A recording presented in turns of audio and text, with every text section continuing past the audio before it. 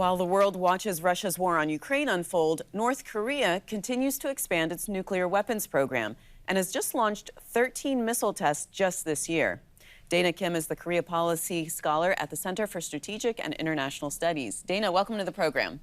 Thank you so much for having me. So looking at the tests just this year in 2022, what have they told us about North Korea's nuclear capability? We know that North Korea's nuclear capabilities continue to grow. The fact that they've launched so many missiles this year also tells us that they continue to fine-tune their strike capabilities. Not only have we seen ICBM tests, we also have seen a lot of SRBM tests, short-range missiles. And what's really significant about this is that ICBMs, first of all, can reach the East Coast of the United States, and we know this. The frequency of the short-range tests, again, shows us that they continue to fine-tune their strike capabilities, and that's very concerning because these missiles have the capability to strike South Korea and Japan. And altogether, these are contributing to their general strategy, nuclear strategy and missile strategy. So, Dana, does North Korea have hypersonic missiles? They do. Kim Jong-un outlined plans for weapons and military modernization at the Workers' Party Congress earlier this year. And this includes, but is not limited to, hypersonic missiles, solid fuel ICBMs, and nuclear-powered submarines. While we don't know exactly the nature of these hypersonic missiles that they may possess, we know that it's in progress. We know that they're developing these missiles, and that's very significant. So why are they conducting these tests? What are they hoping to accomplish? So there's a couple of reasons. Like I said, weapons modernization is a big part of it. Again, this is significant because Kim Jong-un explicitly said this earlier this year. Another reason could be for attention, to put it quite simply. With the war happening in Ukraine, North Korea continues to find ways of putting itself on the front burner. The regime's recent release of highly edited missile videos is very indicative of this. Kim Jong-un is trying to bring back attention to this side of the world. And he's trying to draw the attention back to North Korea's military capabilities, both home and abroad. Finally, this could be a pressure campaign. North Korea could be ramping up provocations with the incoming, conservative government in South Korea, which ran on a foreign policy platform of being more aligned with the U.S., resuming U.S. ROK military exercises, and especially with the Biden-Yoon summit happening this week, this could all be part of the pressure campaign. So what should we expect from that new South Korean president and his administration with respect to their relations with the North?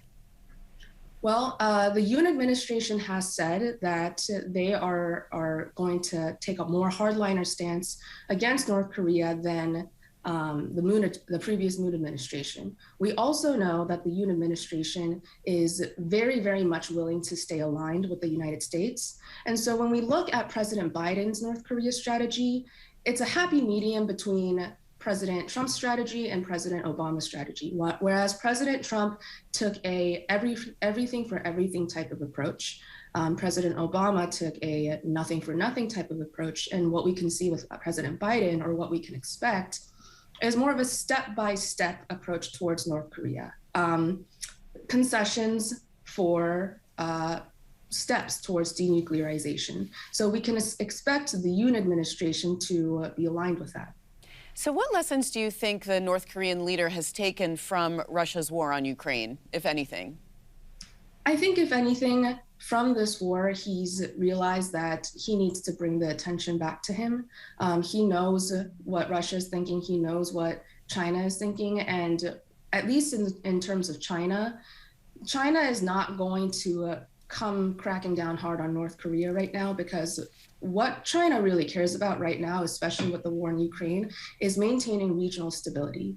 And as North Korea continues to conduct weapons tests, the United States is going to have to pay attention, as is South Korea, and China is going to lay low and watch the situation before it acts.